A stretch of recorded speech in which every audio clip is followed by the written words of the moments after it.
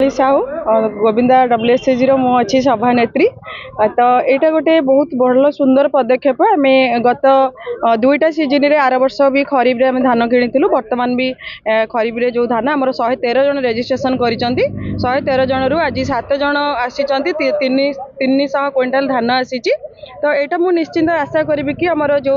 स्वप्न देखाई लखपति दीदी तो ये गोटे मध्यम जोटा कि लखपति दीदी हबार ये गोटे मध्यम जो चाषी तार उचित प्राइस रे दे पारु नथिला वर्तमान ए धान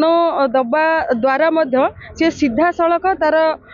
उचित मूल्यटा पाई पड़ुछि जोटा कि आमर अभावी बिक्री होउथिला सी तार डोर स्टेप रे तार सर्विसटा से पाइला धान देला तो सी मेंबर मान उपकृत होउचंती। निश्चिंत आम आशा रखिबू आगो को जदि आमर गोटे पंचायत वर्तमान आमको देइचंती जदि